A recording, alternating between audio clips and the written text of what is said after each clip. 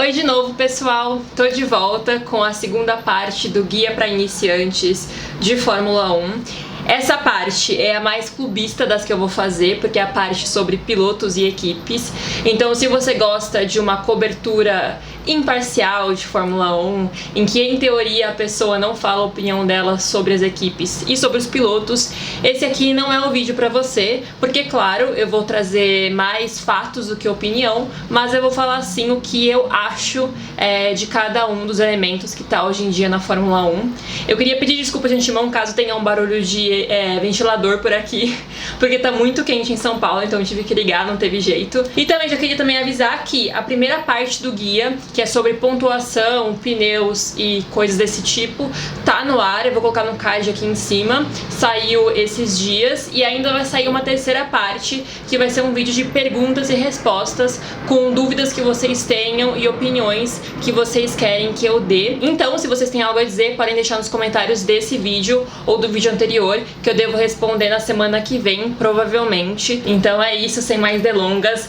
Vamos pro vídeo em si, pro guia, em que eu vou apresentar pilotos e equipes para vocês que estão começando nesse mundo da Fórmula 1. E para você também que já conhece, pode ficar por aqui porque eu vou falar um pouquinho da minha opinião do que a gente vai ver esse ano para cada uma dessas equipes e desses pilotos, como se fosse meio que uma aposta mesmo, juntando vídeo 2 em 1. Bom, eu vou fazer essa parte do guia respeitando a ordem do campeonato de construtores do ano passado, ou seja, de RBR a Williams. Se você quiser pular para uma parte específica do vídeo para assistir aos meus comentários só sobre uma equipe ou sobre uma dupla de pilotos, eu vou colocar as minutagens aqui embaixo para ficar mais fácil para quem não tiver interesse em assistir tudo. Começando pela Red Bull Racing, que tem como dupla o Max Verstappen, que é o atual campeão, e o Sérgio Pérez. A RBR finalmente conseguiu chegar ao topo depois de muitos anos lutando para chegar ao patamar da Mercedes, né, que teve uma dominância de 8 anos no campeonato de construtores e de 7 anos no campeonato de pilotos. Esse novo regulamento técnico que entrou em vigor no ano passado, em 2022, foi muito positivo para a equipe, porque foi ela que encontrou o caminho pro carro perfeito mais rápido. Claro que, né, eles fazem melhorias, esse ano eles vêm com melhorias, mas querendo ou não, é o carro mais bem nascido do paddock. Quando a gente fala de bem nascido, é realmente assim, o projeto já começou bem, ele já começou com menos defeito que os outros, porque o carro da Ferrari, que a gente vai falar no futuro, por exemplo, ele era um carro aparentemente bem nascido, mas que depois descobriu-se que existiam defeitos bastante grandes nele que atrapalhavam um projeto a médio e longo prazo. E esse problema a RBR não tem. E isso também porque eles contam com uma equipe altamente qualificada e com muitos nomes que são muito importantes e históricos dentro do automobilismo, como por exemplo o Adrian Newey, que é o principal responsável por projetar os carros da RBR e é conhecido por ser um engenheiro extremamente vencedor e que entende muito de Fórmula 1. Então não é à toa que a Red Bull Racing está coletando os frutos desse projeto a longo prazo agora, depois de amargar um jejum de alguns anos. Isso também mencionando que eles também viveram uma outra dominância com o Sebastian Vettel, que ganhou 4 títulos seguidos. Então assim, eles só retornaram aos dias de glória, não é uma equipe que surgiu do nada e que agora tá começando a despontar como um grande nome. E claro, né, para isso eles também precisaram encontrar a dupla perfeita que levasse a equipe até o título, não só de pilotos, mas também de construtores. Porque já faz alguns anos que o Max Verstappen era apontado como esse grande nome do futuro da Fórmula 1, mas até 2021 ele não tinha uma dupla que encontrasse com ele ali para esses grandes objetivos da equipe RBR. Sempre eram caras muito jovens acompanhando ele, mas que não eram jovens tão promissores quanto o Verstappen e a chegada do Sérgio Pérez veio para complementar esse projeto, porque agora não eram mais 2 garotos lutando por um futuro, lutando por uma glória. Era um garoto, um cara ainda muito jovem, que hoje tem 25 anos, com um cara muito mais experiente, que já estava pensando em tirar o famigerado ano sabático, que a gente não sabe se um dia vai ter fim, e de repente teve essa grande oportunidade de ir para uma equipe que disputa vitórias e que tá sempre lá no pelotão da frente, o que é uma coisa que anos antes na carreira do Pérez não seria imaginável. Claro que existem rusgas entre os dois depois que descobriu-se que a RBR ia ser a nova equipe dominante? Sim, porque o Pérez sentiu o gostinho de vencer e gostou, o que é extremamente normal, né? Então ele começou a ficar frustrado com o fato de que a RBR nunca cedia pro lado dele, nunca mandava o Verstappen trabalhar a favor dele. E quando o Verstappen, por exemplo, se recusava a fazer algo que ia ajudar o Pérez por birra, por ego, porque ele tá acostumado a vencer, o que é normal também, né? Porque todo piloto de Fórmula 1 tem um tantão de ego ali. Quando o Max se recusava a ajudar o Pérez, não tinha consequências, porque afinal ele é um menino de ouro da equipe. Então tem esse peso ali, claro. O Pérez já chegou a ficar insatisfeito, já chegou a manifestar que ele não aceitaria isso tranquilamente, mas no final das contas a RBR tem uma dinâmica muito agressiva de ou você se adapta a gente ou você vai se adaptar em outro canto. Então não tem muito isso de o Pérez dizer, eu não vou aceitar, eu não vou ficar à sombra do Max e vou pra cima, porque caso ele faça isso, é bem capaz que ele perca a vaga dele na equipe, sabe? Não é uma equipe muito paciente, é muito diplomática, que discute ali os termos da relação. O Max Verstappen é um nepo baby, o pai dele era piloto de Fórmula 1, o Jos Verstappen, mas eu sempre digo assim, e todo mundo também diz isso, que na verdade quem carrega o nome Verstappen é o Max, porque o Jos foi um piloto de Fórmula 1 bastante fracassado, então assim, não dá pra dizer que ele só tá na Fórmula 1 por causa do pai dele. Por mais que isso, claro, ter um nome ali dentro do meio já, ter um nome que te incentive é bastante importante e ajuda no caminho, né? Facilita o caminho.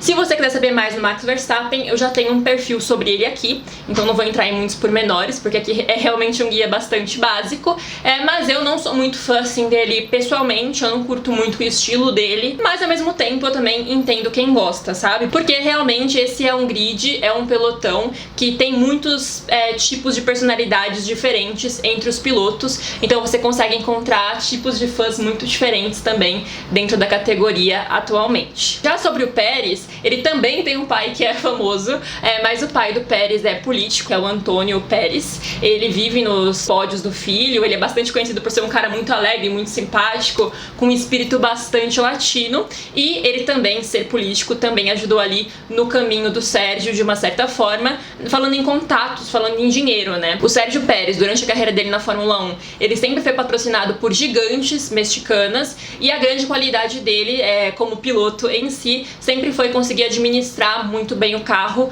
principalmente os pneus, né? Então ele é conhecido por ser um cara que consegue fazer muito com pouco, assim. Inclusive ele costuma normalmente atuar pior quando ele tá numa pole position, quando ele tá numa posição favorável, do que quando ele tá numa sinuca de bico, com um pneu super desgastado, largando de último, sabe? Ele é um cara conhecido por brilhar mais em situações controversas. Mas, por mais que ele seja um cara cheio de qualidades, ele não é páreo pro Verstappen, que tem 25 anos, tem título, tem 30 e tantas vitórias no bolso. O Max teve uma carreira júnior muito vencedora, subiu pra Fórmula 1 com só 17 anos, nem chegou a competir Fórmula 2, inclusive o que levou a Fórmula 1 a mudar as regras. Hoje em dia você tem que ter no mínimo 18 anos pra poder subir. De início ele era tinha uma agressividade que chegava a ser burrice mesmo, assim, dava muito DNF, claro que às vezes também por causa do carro, mas ele tinha um papel bastante significativo ali de estragar as próprias corridas em várias ocasiões.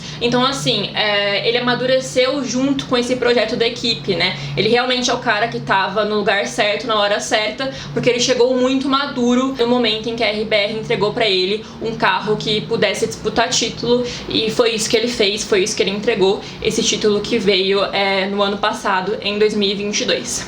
2021 não vou nem comentar, porque tem muitas polêmicas envolvidas e tudo mais, mas em 2022 não tem nem o que falar, ele teve um domínio esmagador pra cima da Ferrari, foi realmente acachapante, usando um vocabulário bem de velha nesse vídeo. Em seguida, vamos pra ela, a Ferrari, que tem como pilotos Charles Leclerc e Carlos Sainz, e que no ano passado ficou no segundo lugar no campeonato de construtores. Assim, pessoal, como eu disse, eu tô gravando esse vídeo logo depois do GP do Bahrein e a Ferrari nunca muda. Eu até ia dizer aqui que dava pra gente pensar se a Ferrari ia mudar esse ano, porque teve bastante mudança na direção da equipe, na chefia da equipe, mas aparentemente, pelo menos nos primeiros meses, pelo que eu já li, a Ferrari vai continuar tendo problemas no desenvolvimento do carro, principalmente quando o assunto é confiabilidade. E a Ferrari é uma equipe histórica, né? Existe aquela famosa frase de que peça para uma criança desenhar um carro e ela vai desenhar um carro vermelho, para mostrar que a Ferrari é a equipe dos sonhos, é o carro dos sonhos de qualquer pessoa que gosta de automobilismo. Mas é isso, sabe? É uma equipe Santos, Vasco, uma equipe que vive de passado, uma equipe que vive de história, porque nos últimos anos ela está penando bastante, mesmo tendo um carro rápido, assim. A Ferrari é a prova viva de que não basta você ter nome, não basta a camisa ser pesada,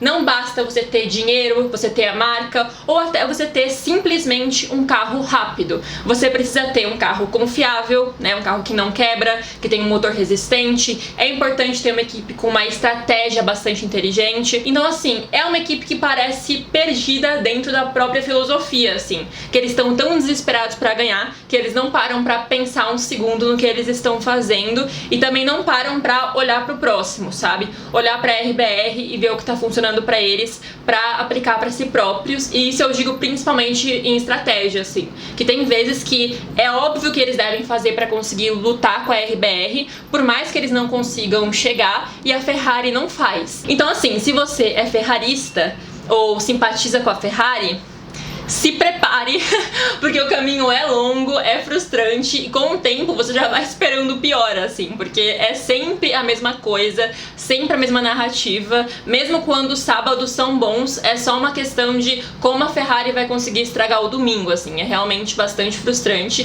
E o que é diferente é quando tudo dá certo, porque é realmente uma coisa que acontece uma vez a cada 10 corridas, então essa é a atual situação da Ferrari. Dito isso, eu acho também que tem uma porção ali de responsabilidade que fica com os pilotos. Claro que eu não culpo o Sainz e o Leclerc inteiramente por não terem confiança, porque assim, se você tem um carro que quebra a qualquer momento, que o pneu esfarela com 5 voltas, que você sabe que se você acelerar demais é capaz que ele quebre, é claro que isso vai te abalar, né? Vai abalar o seu estilo, a forma que você pilota, mas ao mesmo tempo eu acho sim que falta um tanto de agressividade, de sangue no olho e de reatividade dos pilotos da Ferrari, sabe? O Leclerc é um cara que tem uma história muito pesada, assim, de vida, né, de muitas perdas.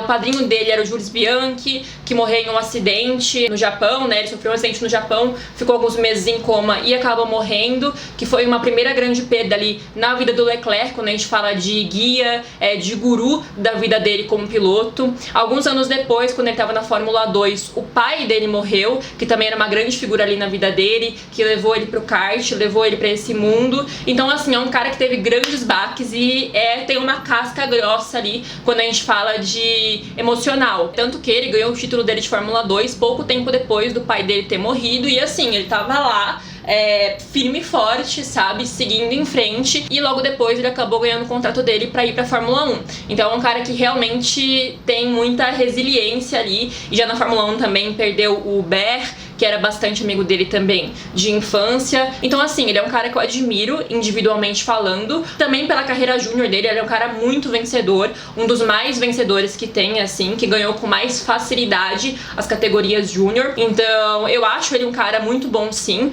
muito forte, mas ao mesmo tempo eu acho que como piloto falta nele essa, sabe, força assim de vocês não vão mais fazer isso comigo, sabe? Brigar mesmo, gritar. Eu entendo que ele quer respeitar a galera da Ferrari. Ele também é um menino de ouro da Ferrari. Ele é o futuro da equipe. Ele fechou um contrato longuíssimo com a Ferrari há alguns anos. Então, óbvio que ele quer o melhor da equipe e ele se enxerga como uma parte dela. E por isso mesmo ele tem essa postura amiga ali, essa postura fraternal. E ele é um cara que se cobra muito, né? Ele é um cara muito autocrítico. Então, quando ele faz alguma coisa, ele fica se xingando, fica super bravo com ele mesmo, mas eu acho sim que é um conjunto de a falta de confiança que a equipe dá e talvez isso ter formatado ele no piloto que ele é também, né? Porque se você sabe que você não vai ganhar, se você sabe que você já não ia chegar na RBR mesmo se esforçando, talvez isso também tire um pouco da sua vontade ali de ficar gritando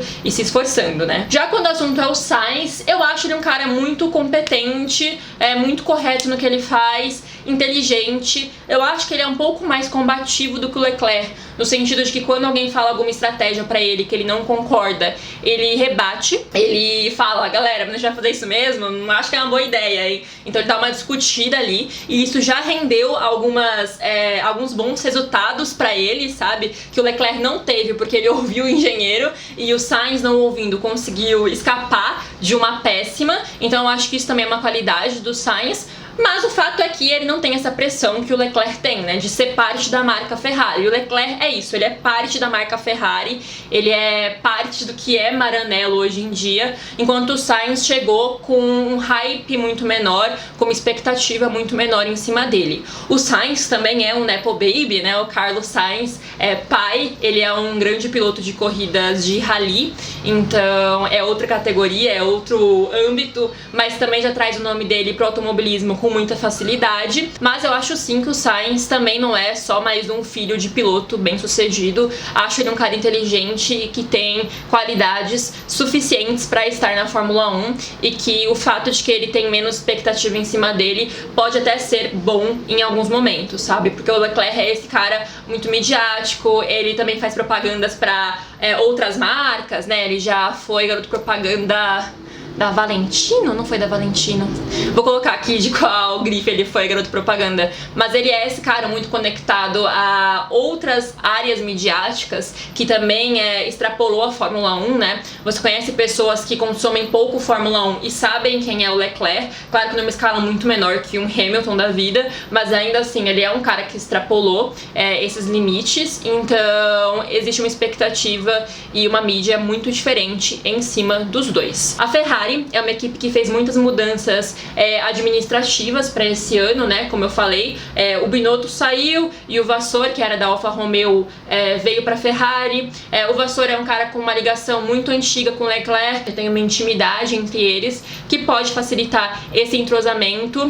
O Rueda, que era o estrategista da Ferrari, também deixou o paddock, não vai mais trabalhar no paddock para Ferrari, não vai ser mais o líder de estratégia deles. Então isso também, em teoria, é um ganho, porque ele é um cara que não tava mais se encaixando na equipe. Mas vamos ver aí pro futuro. Eu acho que talvez pro futuro, se tivesse assim metade de uma temporada com um carro bastante confiável da Ferrari, eu acho que isso poderia transformar muito o comportamento do Sainz e principalmente do Leclerc, porque eu tenho certeza também que a expectativa dele de ter resultados logo atrapalha um pouco ali o comportamento dele na pista. E agora vamos pra ela, a terceira colocada no Campeonato de Construtores de 2022, a Mercedes AMG Petronas, que é a equipe do meu ídolo, do meu piloto favorito da vida para sempre, Lewis Hamilton, e de seu parceiro George Russell. E assim, gente, esse sorriso esconde a dor na alma, né? Porque aparentemente vai ser mais um ano difícil para essa equipe que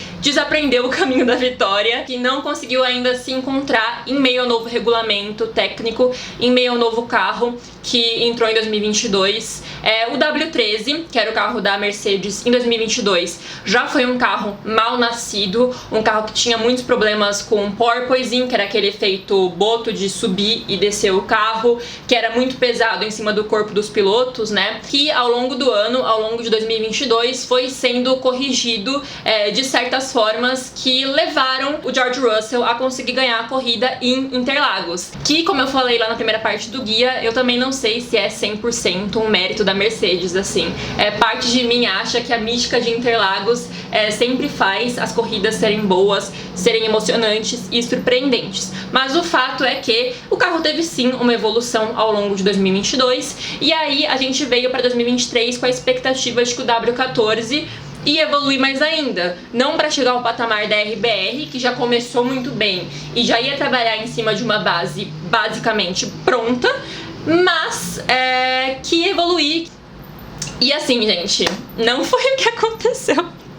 Eu espero que ao longo do ano as coisas melhorem, que venham os pacotes de atualização que façam o carro mais uma vez evoluir. É importante aqui destacar uma coisa que é muito dita pela Mercedes, mas não vale só para ela, vale para todas as equipes, que é bem possível que nas primeiras corridas a gente veja uma variação grande de posição. Então que alguma equipe caia bastante de rendimento, outra suba bastante. Isso porque existem esses pacotes de atualização, existem essas mudanças no carro que as equipes vão fazendo quando elas percebem que algo não está funcionando.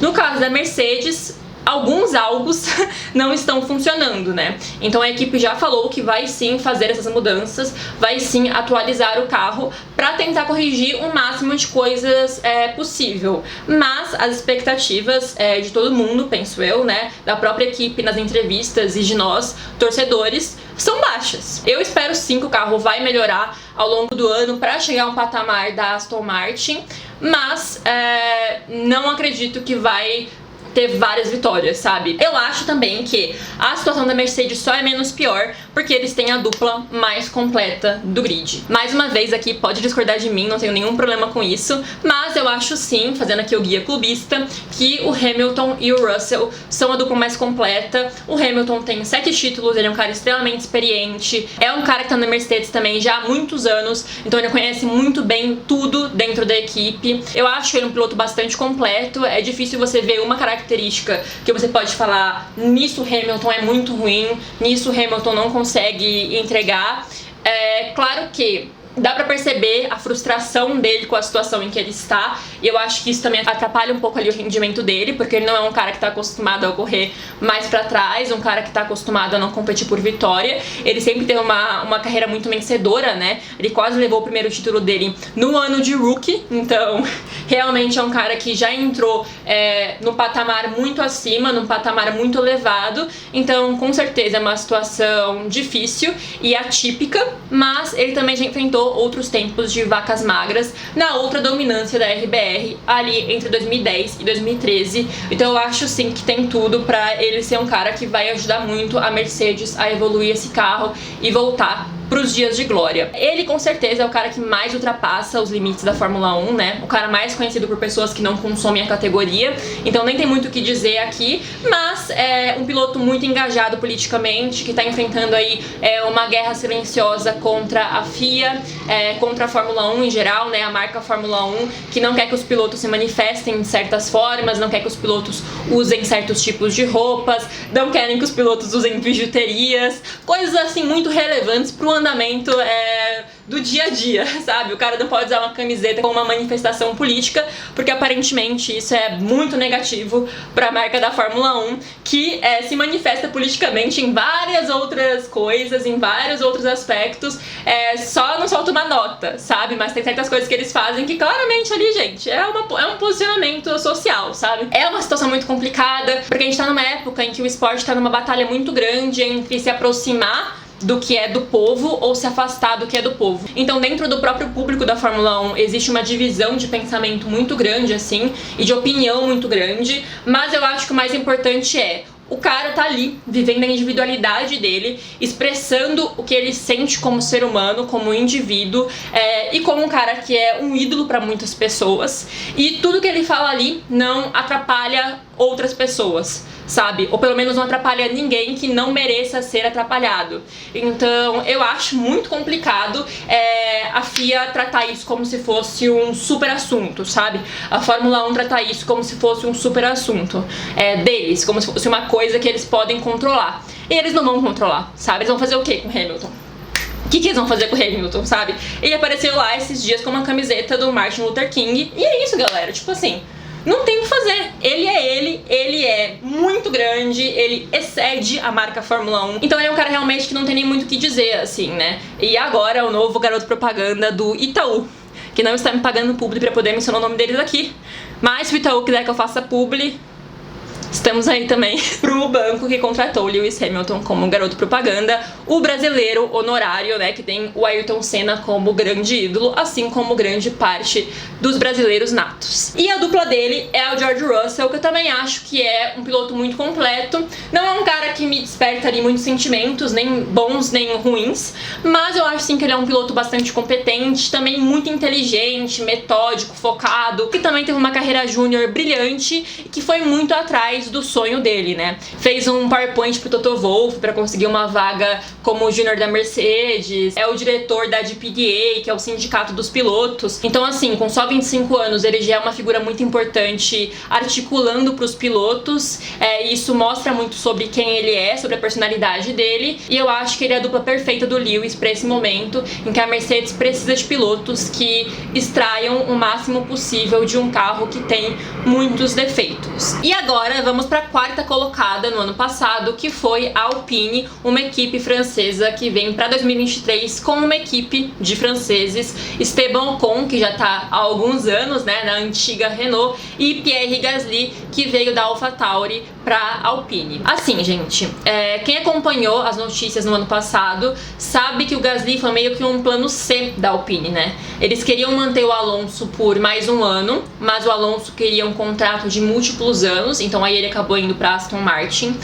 Depois, eles decidiram que eles iam promover o Oscar Piastri, que era piloto reserva e que tinha ganhado a Fórmula 2 em 2021. E o Oscar Piastri já tinha fechado com a McLaren na surdina, então foi um super golpe, assim, porque a Alpine anunciou o Piastri falou, galera, isso daí não é verdade, não vou correr pela Alpine ano que vem. Quando o Piastri desmentiu essa negociação e falou que não ia ficar na Alpine, eles foram atrás de outros planos, vários nomes foram cogitados, né, o que é bastante normal na silly season, que é essa época de mercado de transferência da Fórmula 1, e a Alpine foi pro mercado, foi pra fora, buscar o cara ideal pra ser a dupla do Ocon. E assim, gente, já fazia alguns anos que existia esse burburinho de que se o Gasly saísse da AlphaTauri, o mais possível é que ele fosse pra Alpine, por ser uma equipe que tem ali uma ligação forte também com o governo francês, né? A Renault é uma marca um tanto quanto estatal ali, que tem uma participação do Estado da França na equipe. Depois virou Alpine, mas ainda assim continuou tendo esse laço muito forte com a França como país. Então, o Gasly sempre foi esse nome forte por essa possibilidade de fazer uma equipe 100% francesa, né? Existia um porém, que era o fato de que o Ocon e o Gasly não se davam bem já há alguns anos ali, né? Eles eram amigos de infância, então realmente seria ali uma história super boa para o marketing. Os amigos de infância do kart no interior da França, que de repente vão correr juntos na Fórmula 1. Então seria ali um fortalecimento de uma marca francesa e de uma dupla francesa que triunfou e chegou ao topo do automobilismo, ao topo das fórmulas. Mas o fato é que esses amigos de infância do interior da França estavam brigados há muitos anos, desde a época de kart. Existiam várias teorias ali do porquê eles estavam brigados. Eu já fiz um perfil do Gasly, lá eu falo um pouco sobre isso, então quem quiser assistir, vou colocar aqui em cima. Mas só o Gasly mesmo que já tinha comentado, falando que eles brigaram por causa de corrida e que não tinha sido nada muito pessoal, por mais que existam outras versões controversas. O fato é que o Gasly foi contratado e essa é a dupla da Alpine para 2023. Desde a contratação do Gasly, o clima é de paz aparente ali, o Ocon e ele posando para fotos no maior clima de amizade restabelecida, posando juntos para fotos em jogos de basquete, mesmo nas férias. Eu acho sim que ao longo do ano, dependendo de como for o desempenho da Alpine, vai começar a treta e vai começar rápido se eles tiverem que se enfrentar na pista. Não acho que nenhum dos dois vai querer ceder. Já existe um papo de que a Alpine não vai escolher o primeiro piloto, de que não vai priorizar o Ocon porque ele tá lá há mais tempo. Então eu acredito sim que pode ter uma disputa intensa entre os dois e uma briga e esse clima voltar a ser um pouco áspero ali. Mas isso também, destacando aqui, se a Alpine permitir, porque aparentemente a Alpine não vai ser nem a quarta força desse ano, né? E eu acho que vai ser bem acirrada a disputa entre várias equipes que estão mais ali naquela parte ali, Alfa Romeo, Williams, a McLaren acho que tá um pouco pra trás delas, mas assim, vai ter uma disputa intensa ali de posição e por essa parte final dos pontos, nono, 10º lugar. Então, se eles estiverem ali entre 12º e 14º, eu também não sei se eles vão brigar por 12º a 14º, sabe?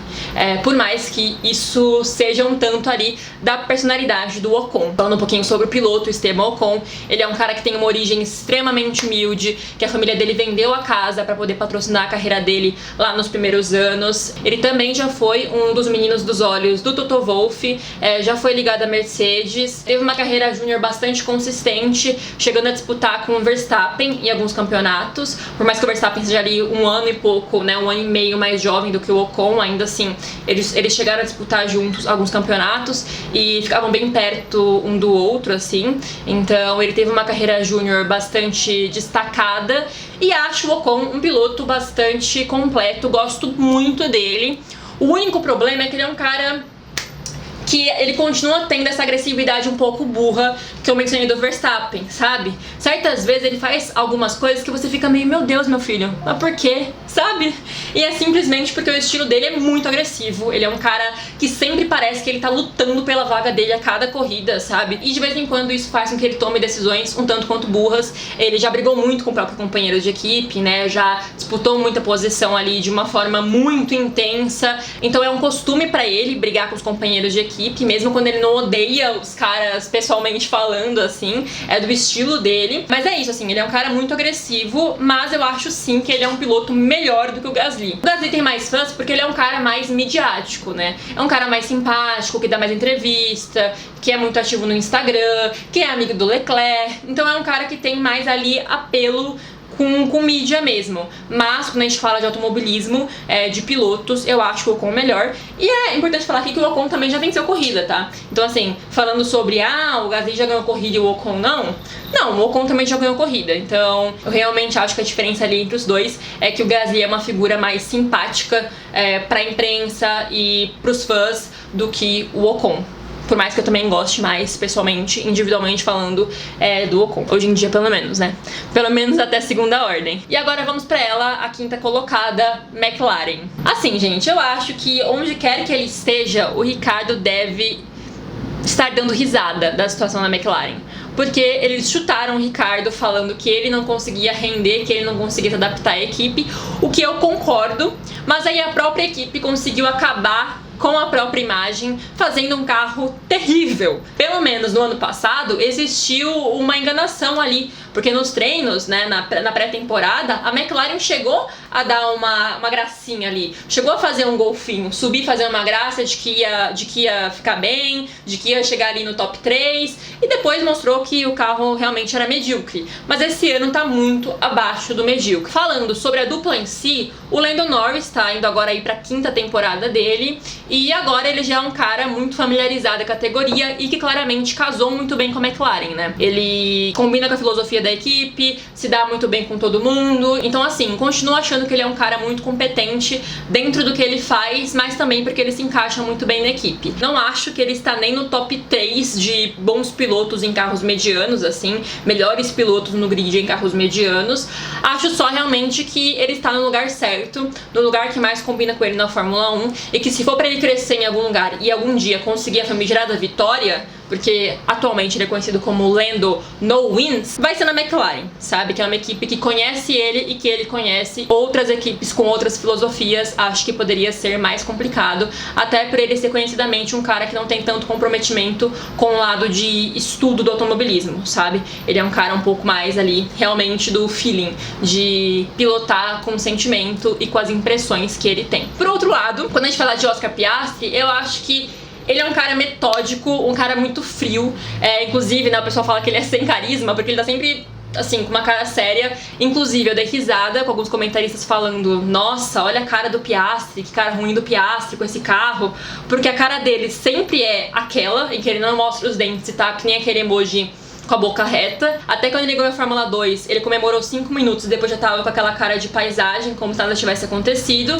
Então ele tem essa personalidade mais fria, metódica e que não se abala, mas ao mesmo tempo ele é um cara bastante agressivo, assim, é uma mudança ali de cabeça da pessoa que ele é, física, a pessoa Oscar Piastri, pro piloto que ele é, que é bastante impressionante, é o que eu mais gosto nele. Quem acompanha aqui o canal há mais tempo deve saber que ele me empolga muito, que eu sou muito fã dele como piloto. Então assim, aqui eu sou realmente muito parcial pra falar, porque eu acho que ele é um cara que tem muito potencial. Mas eu temo que ele tenha assim amarrado o burro dele no lugar errado. Ao mesmo tempo em que eu acho que estando na Alpine, ele não estaria tão melhor assim. Acho que ele fez certo de ir pro lugar em que ele achava que ele estava sendo mais valorizado. Querendo ou não, a Alpine tratou ele com desdém, tratou ele como plano B, e ele pensou na carreira dele, pensou que ele queria estar na Fórmula 1 e que ele queria garantir isso. E foi o que ele fez, né? Ele garantiu o lugar dele antes que a Alpine decidisse ficar com o Alonso e deixar ele mais um ano esperando,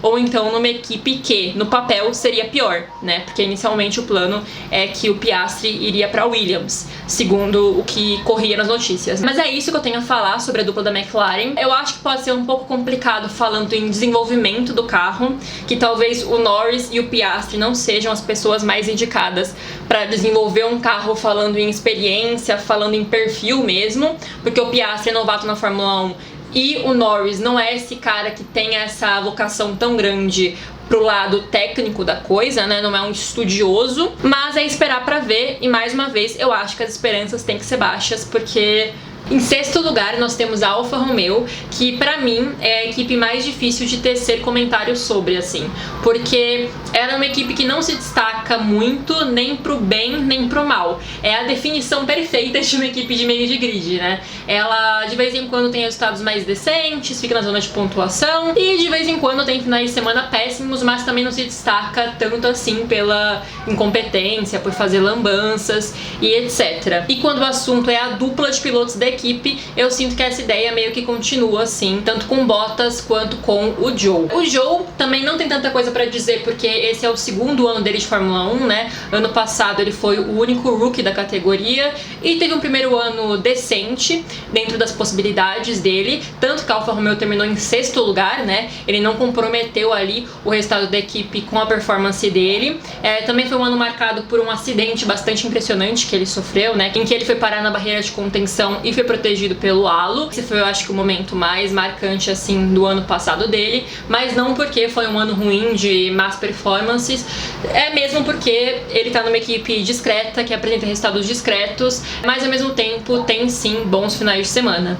Já quando o assunto é o Bottas, ele é o famigerado ex-companheiro de Lewis Hamilton, né? Um cara que já ganhou várias corridas, que passou muitos anos na Mercedes e chegou na Alfa Romeo pra agregar essa experiência vencedora dele a uma equipe que ainda tá engatinhando ali numa construção de um projeto. Então é uma equipe realmente que tá ali fazendo um trabalho discreto, apesar de no momento não ter nenhum piloto ligado à academia da Ferrari. É uma equipe que sempre teve muita ligação com a Ferrari ali e agora tá se desvinculando mais dela, com pilotos próprios que não são ligados ao projeto da escuderia. Então assim, não tenho muito a dizer sobre a Alfa Romeo, além de que acho que a dupla de pilotos é isso, discreta e eficiente dentro do que a equipe entrega pra eles. Zhou representa o mercado chinês, né, que é um mercado muito grande também, que sempre interessou muito a Fórmula 1, então isso ajudou ele a subir pra Fórmula 1, mesmo ele não tendo ganhado a Fórmula 2 e já sendo um piloto um pouco mais velho ali, pro padrão dos últimos anos. Por mais que eu não seja uma grande fã dele e nunca fui, ainda assim eu acho que ele me surpreendeu positivamente na Fórmula 1, sabe? Eu achei que ele ia ser um pouco mais instável, que ele ia ter um pouco mais de problemas. Então pra mim foi sim uma surpresa positiva, apesar de ele não me provocar assim grandes emoções, nem pro bem nem pro mal. E pro Bottas é a mesma coisa, assim. Eu acho que ele se encontrou nesse projeto da Alfa Romeo. Ele claramente já tava de saco cheio de ser o coadjuvante da Mercedes. Por mais que ele ganhasse uma outra corrida, isso já não era mais o suficiente pra ele. Então, na época que ele foi pra Alfa Romeo, eu fiquei meio, nossa, né? Mas vai sair de uma equipe que tá nessa hegemonia pra ir pra uma Alfa Romeo da vida? Mas agora eu entendo que, querendo ou não, é um estímulo diferente pra ele, né? E é uma proposta diferente pra carreira, em que ele lidera um projeto, que ele comanda o desenvolvimento da Alfa Romeo quando o assunto são os pilotos, né? E ele tem os desempenhos dentro daquilo que é esperado dele, sem uma pressão gigantesca. Então é um emprego confortável, uma vaga confortável. Eu acho sim que o Bottas nunca, não tem perfil, não serviria pra ser ser um primeiro piloto de uma equipe gigantesca, de uma equipe que tá lá no top 3, mas ao mesmo tempo sinto que o fato de que ele era companheiro do Hamilton por muitos anos, na era de dominância da Mercedes, fez com que ele passasse por coisas que ele não merecia, assim, sabe? De desvalorizarem ele de uma forma muito excessiva. E ele, assim, hoje em dia parece mais feliz, né? Mais simpático, tá mais desenrolado. E, claro, né? Tirando muitas nudes por aí, o Bottas virou assunto aí nos últimos anos por aparecer mostrando o bumbum na Netflix e depois fazer disso um negócio, monetizar o próprio bumbum, já que já mostrou mesmo, né? Abriu um OnlyFans extraoficial e vendeu uns posters que ele tava nadando com a bunda de fora num riozinho. Então, assim, eu sinto que fez muito bem pra ele como pessoa ali, pro ânimo dele mudar de ares no final das contas.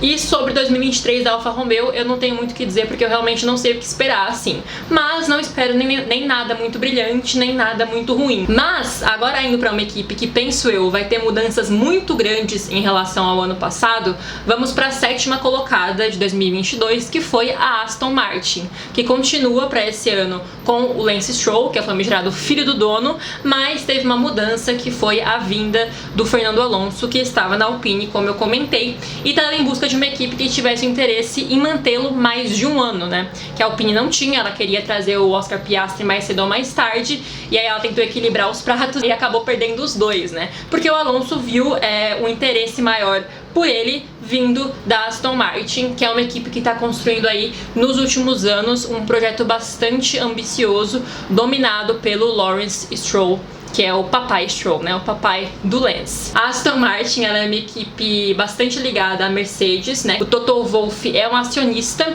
da Aston Martin, minoritário, mas e a Aston Martin usa um motor Mercedes, né? Então elas sempre foram equipes ali bastante ligadas. Isso é um resultado de um projeto de médio e longo prazo que eu confesso que eu não colocava nem um pouco de fé e que eu ainda desconfio um pouco, assim. Não sou a pessoa que bota mais confiança e que mais entrou no hype da Aston Martin. Mas querendo ou não, ano passado, quando eles viram que esse projeto deles, o primeiro projeto deles de carro, não estava funcionando, eles já soltaram a mão daquele carro e começaram um novo, né? Já se concentraram pro carro desse ano bastante cedo. E isso, obviamente, foi uma escolha inteligente, obviamente compensou. Claro que poderia ter dado errado, a gente estaria aqui falando que foi uma ideia burríssima e que eles jogaram 2 anos fora. Mas, além de ter decidido abandonar o ano passado para começar a investir nesse, eles tinham bons profissionais para fazer esse desenvolvimento. No caso, eles têm, né?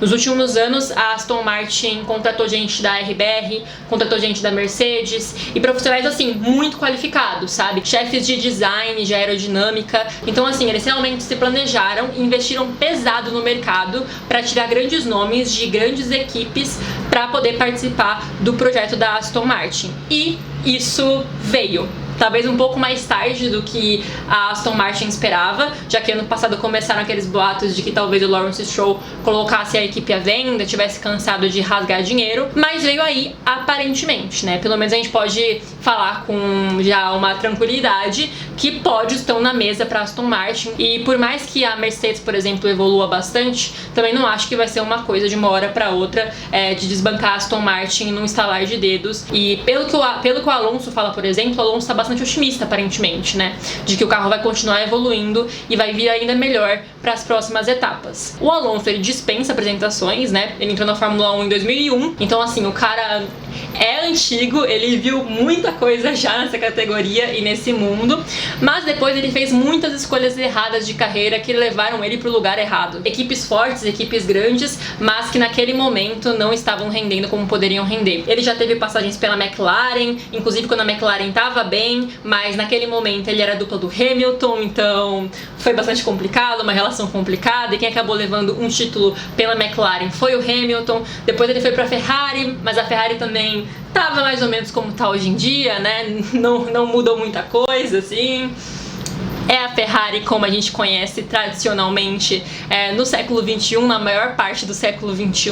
Então assim, eu não sou muito fã do Alonso individualmente. Não fiquei feliz quando ele desaposentou, porque ele tinha aposentado, né? Tinha ido correr outras coisas, porque ele é um cara realmente muito apaixonado por automobilismo. E achei que ele não ia chegar a lugar nenhum, assim, porque ele enfrentou um jejum muito grande depois de voltar da aposentadoria, mas aparentemente foi uma persistência que compensou. Ainda assim, não sou muito fã dele individualmente falando, mas eu reconheço que ele é um pilotaço, que ele é um cara que sabe o que ele faz, sabe competir por posição, sabe ganhar. Então não acho que se a Aston Martin entregar pra ele as condições e por algum milagre da natureza a RBR decair, não acho que ele esqueceu o caminho da vitória. E sobre o Stroll, né, ele é um cara filho de um multimilionário canadense. O pai dele é um apaixonado por automobilismo, então sempre investiu muito na carreira do filho, não só pelo filho, mas porque ele também gosta. E aí no final das contas ele basicamente comprou uma equipe e colocou o filho dele lá pra correr, né? Então, mas por mais que o Lance seja um pay driver, né, um piloto pagante, um cara que está ali, que tem a vaga porque ele tem o dinheiro pra poder estar ali, não só pelo talento, eu quero destacar aqui que eu acho sim que o Lance é um cara bastante talentoso. Eu acho que dos pay drivers que passaram recentemente pela Fórmula 1, ele é um dos melhores. O principal problema foi que nos primeiros anos dele na Fórmula 1, ele fazia umas navaiagem, né? Fazia umas coisas de novato, assim. Errava coisa muito besta, rodava por nada, batia na galera porque aparentemente ele não tem muita noção de espaço.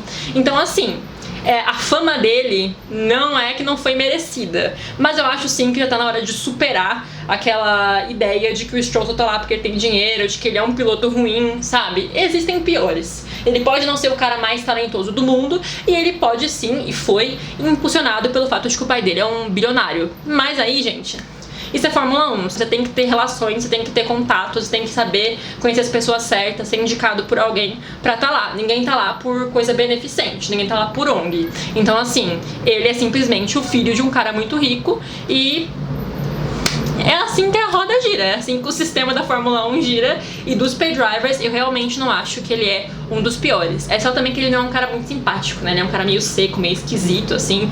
O único amigo dele no paddock mais próximo é o Ocon, e o Ocon também é conhecido por ser um cara meio esquisito, meio sem amigos. Então eles se fecham ali, grandes amigos, viajando juntos e tirando férias juntos, e não tem muito contato ali com o resto do paddock, e não passam como figuras tão simpáticas assim pro público. Então assim, eu acho que é um pouco injusto, um pouco desproporcional, e vai ser mais ainda agora que o reserva da Aston Martin é o Felipe Drugovich, que é brasileiro. Então, coitado do Stroll aí. Agora vamos para a 8ª colocada, a Haas.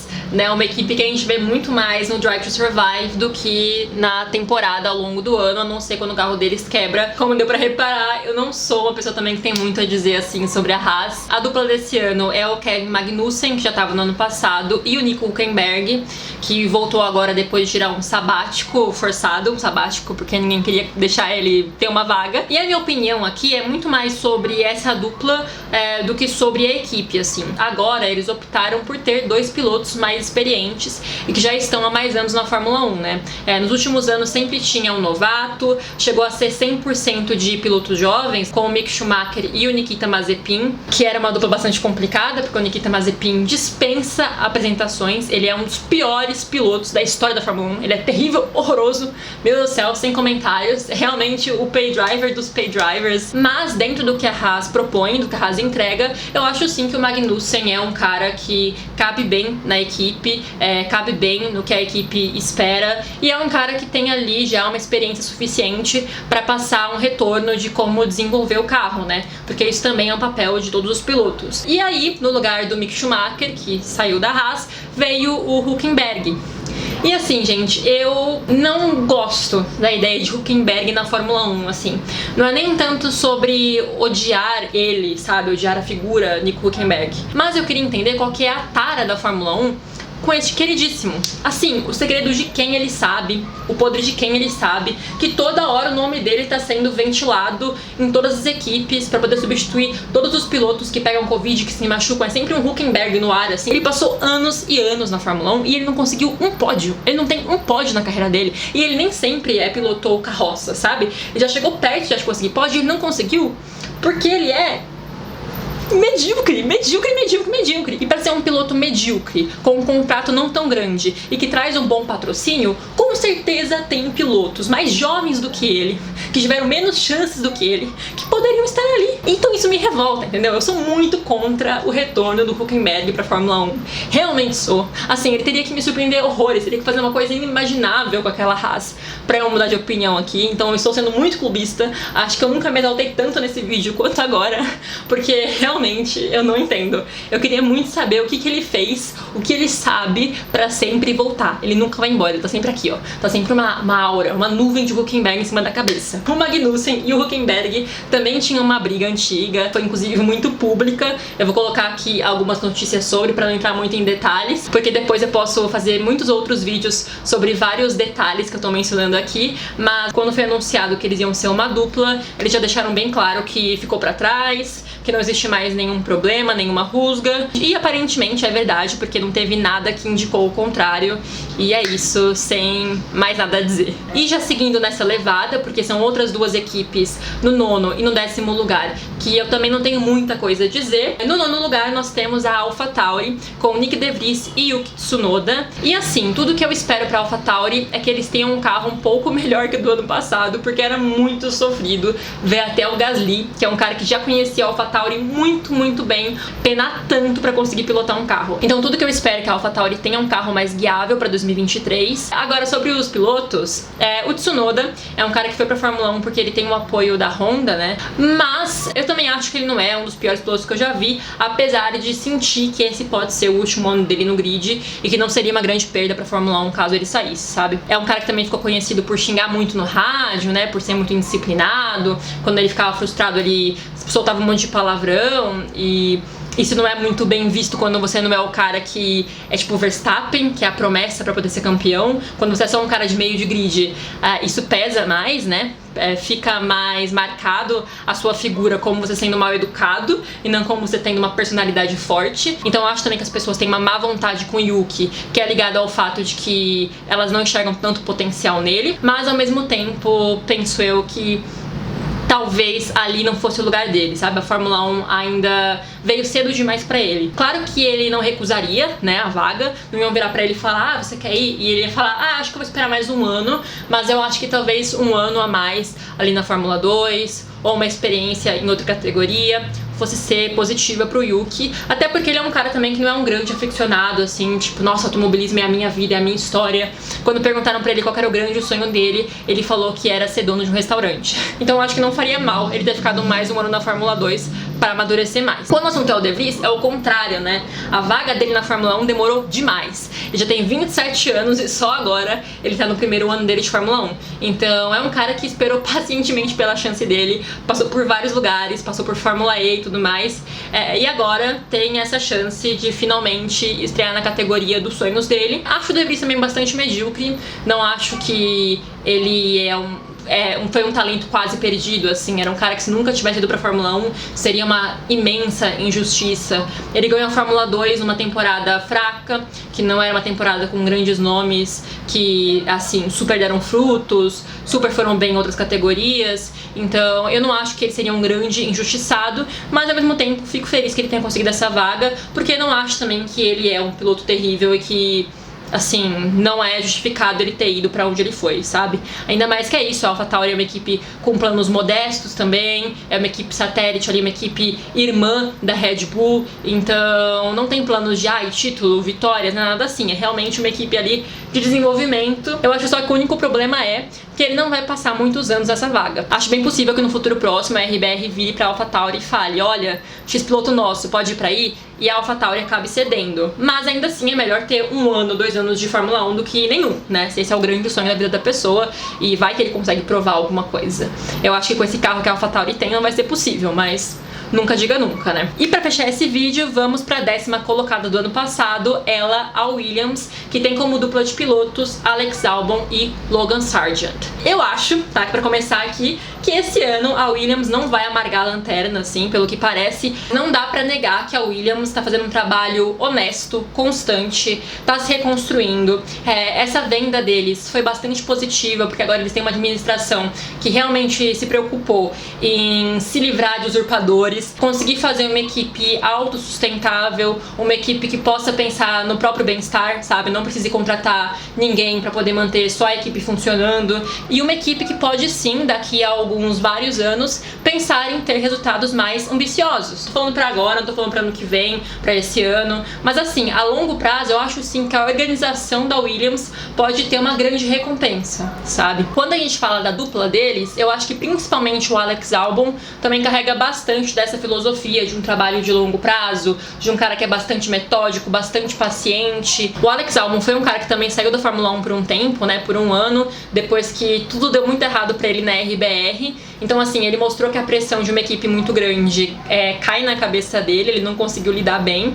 E eu acho sim que ele é esse cara que talvez, ele é um pouco Bottas assim, sabe? Talvez seja um cara que sucumbe ali numa grande equipe, mas é um cara que é feito pra liderar um projeto de médio porte. Isso não é um demérito, sabe? Isso não quer dizer que ele é um piloto ruim. É só que os pilotos têm perfis diferentes, têm qualidades diferentes, e eu acho muito que o Albon é esse cara do trabalho de formiguinha e de estar em um ambiente em que ele possa palpitar, em que ele tenha a voz. Porque querendo ou não, na RBR, como segundo piloto do Verstappen, você tem que meio que responder o que a equipe espera de você, né? Você tem que dizer sim, senhor, quando você tem que favorecer o Max, e tem que seguir o fluxo do que a equipe espera de você, porque é uma equipe que tá lá pra ser campeã. E é isso e pronto, e acabou. Numa equipe de médio porte, não tem essa mentalidade do a gente vai ganhar custo que custar, você é só uma peça de engrenagem, cala a boca, escuta e pronto, acabou, né? É uma coisa muito mais colaborativa ali. E eu acho que por mais que seja frustrante pra um cara como o Albon, que teve uma carreira júnior muito boa também, que ficou em segundo lugar no campeonato com o George Russell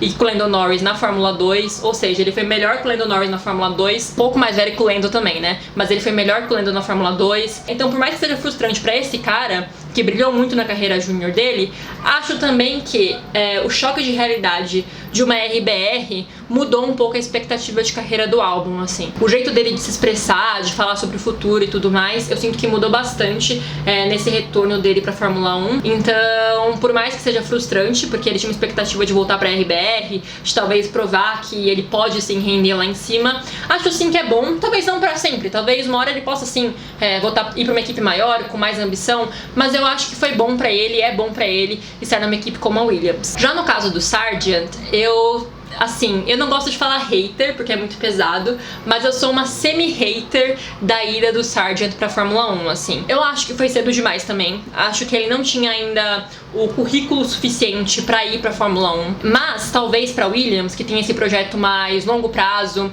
que não espera nada muito grande pra agora, ele seja um cara que serve, sabe? Ele serve ao propósito, ele serve ao projeto. Porque, pelo menos por enquanto, ele tá sendo bastante correto, né? Não tá arranjando briga com um companheiro de equipe, não tá rodando, não tá batendo, não tá fazendo nada de errado. Nada muito extraordinário também, mas é isso. De vez em quando, o que a equipe espera de você é que você faça o correto, que você não dê grandes prejuízos, que você não quebre muitos carros, e é isso, e tá tudo bem. Então, assim, por mais que eu ache que essa vaga poderia ir para outras pessoas, eu entendo que a equipe quis valorizar alguém que era da academia deles, porque ele era um júnior da Williams, então, né, tá dentro do esperado.